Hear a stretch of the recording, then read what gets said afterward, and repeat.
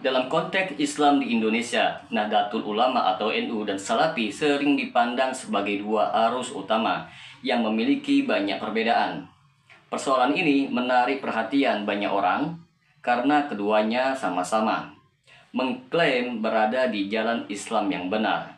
Tetapi pendekatan dan pandangan mereka terhadap agama sering sekali bertolak belakang. Untuk memahami alasan di balik perbedaan ini, kita perlu melihat aspek sejarah, pandangan keagamaan, dan konteks sosial yang membentuk keduanya. Bagi teman-teman sekalian yang penasaran dengan kelanjutan dari pembahasan video kali ini, maka tonton terus video ini hingga selesai agar kita menemukan fakta yang sebenarnya.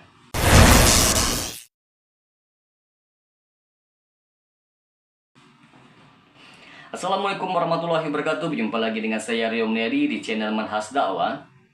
Pada episode kali ini kita akan membahas tentang mengapa NU dan Salafi sering sekali berbeda. Teman-teman sekalian, kita akan bahas tentang sejarah lahirnya NU dan Salafi. NU adalah warisan Islam tradisional di Nusantara. Nahdlatul Ulama atau NU lahir pada tahun 1926 di Jawa Timur sebagai respon terhadap berbagai gerakan modernis Islam yang mulai berkembang di Indonesia pada masa kolonial Belanda. Saat itu gerakan seperti Muhammadiyah muncul dengan pendekatan Puritan yang mengkritik tradisi-tradisi keagamaan lokal yang dianggap tidak sesuai dengan ajaran Islam. Pendiri NU Kiai Haji Hasyim Asy'ari bersama ulama-ulama lain merasa perlu memperhatikan tradisi Islam ala Ahlussunnah wal Jamaah atau Aswajah yang telah lama menjadi ciri khas Islam di Nusantara. NU memilih untuk memadukan Islam dengan budaya lokal tanpa meninggalkan prinsip-prinsip Islam.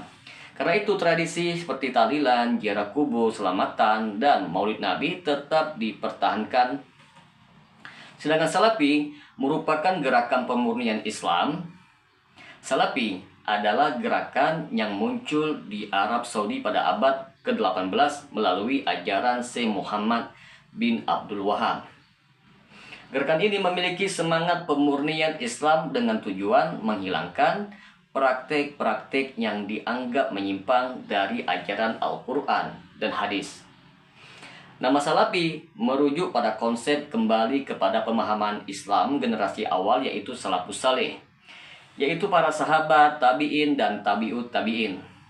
Di Indonesia, Salafi mulai dikenal pada akhir abad ke-20 melalui pengaruh Timur Tengah, khususnya Arab Saudi yang aktif mendanai pendidikan dan dakwah Salafi. Gerakan ini semakin berkembang dengan bantuan teknologi, terutama media sosial. Teman-teman sekalian, di antara perbedaan utama dalam teologi antara Salafi dan NU yang perlu kita ketahui adalah yang pertama, pemahaman tauhid. NU mengikuti tauhid ala Asy'ariyah dan Maturidiyah. Mereka membagi tauhid menjadi beberapa aspek yang dijelaskan dengan pendekatan rasional seperti sifat-sifat Allah yang bisa dipahami melalui akal. Sedangkan Salafi menggunakan konsep tauhid versi Muhammad bin Abdul Wahab, yaitu tauhid rububiyah, mengakui Allah sebagai pencipta, tauhid uluhiyah, hanya Allah yang berhak disembah, dan tauhid asma wa sifat, yaitu mengimani nama-nama dan sifat-sifat Allah tanpa penafsiran yang bersifat metaforis. Yang kedua, sikap terhadap bid'ah. NU memiliki pandangan bahwa bid'ah terbagi menjadi dua, yaitu bid'ah hasanah dan bid'ah dolalah. Tradisi seperti maulid dan tahlilan dianggap sebagai bid'ah hasanah karena bertujuan mendekatkan diri kepada Allah Subhanahu wa Ta'ala. Sedangkan Salafi menganggap semua bid'ah sebagai sesat berdasarkan hadis Nabi, kullu bid'atin dolalah wa kullu dolalatin finnar.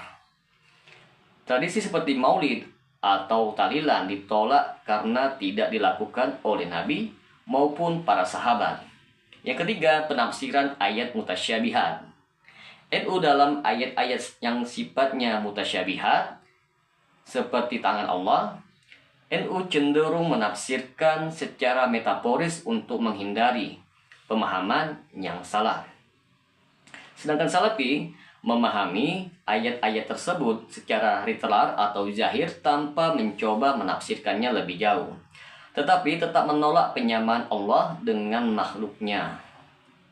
Tidak hanya itu, NU dan Salafi juga memiliki perbedaan dalam praktek keagamaan. Yang pertama, ziarah kubur dan tawasul. NU, ziarah kubur dianggap sebagai amalan yang dianjurkan untuk mengingat kematian. Doa di makam orang soleh atau bertawasul melalui mereka juga dianggap boleh dengan niat meminta kepada Allah Subhanahu wa Ta'ala. Sedangkan Salafi, ziarah kubur diperbolehkan untuk mengingat kematian, tetapi doa kepada Allah di makam dianggap salah jika melibatkan tawasul. Mereka menolak semua praktek yang bisa dianggap mendekati kepada syirik. Yang kedua, perayaan Maulid Nabi. NU menganggap bahwa Maulid sebagai bentuk ekspresi cinta kepada Nabi Muhammad SAW. Acara ini sering sekali diisi dengan pembacaan sholawat dan doa bersama. Sedangkan Salafi menolak Maulid karena tidak pernah dilakukan oleh Nabi maupun para sahabatnya. Mereka menganggap sebagai bid'ah. Yang ketiga, doa bersama dan tahlilan. NU berpendapat tahlilan atau doa bersama untuk mendoakan orang yang sudah meninggal adalah tradisi yang penting dalam budaya NU. Mereka percaya bahwa doa dari orang hidup dapat memberikan manfaat bagi yang sudah meninggal. Sedangkan Salafi, teman-teman sekalian, tahlilan dianggap sebagai ritual yang tidak memiliki dasar dalam Al-Quran dan hadis, sehingga tidak perlu dilakukan sama sekali. Dalam faktor budaya dan sosial, Salafi dan NU juga memiliki perbedaan. Yang pertama, akulturasi dengan budaya lokal.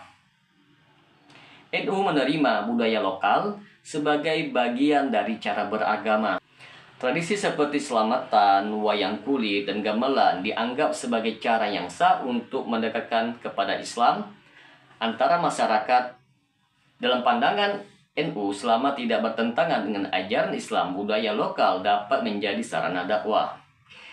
Di sisi yang lain, Salafi cenderung melihat budaya lokal sebagai sesuatu yang harus dihindari jika tidak memiliki dasar dalam Islam.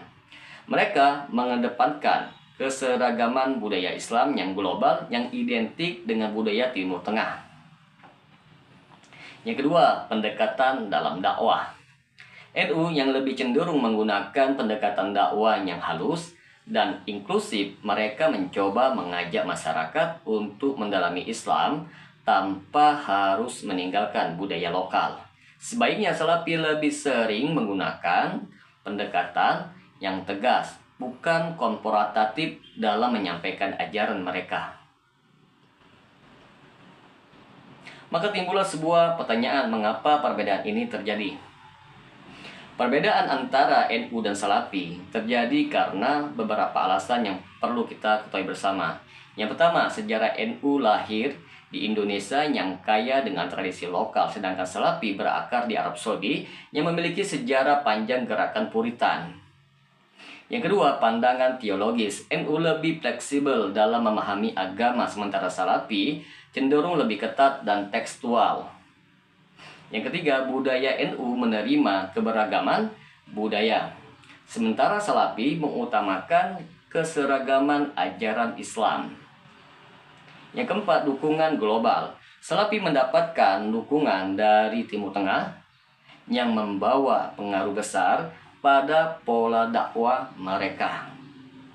Meskipun perbedaan ini nyata, ada beberapa langkah yang bisa diambil untuk mengurangi gesekan, yaitu dengan cara yang pertama, dialog dan pendidikan.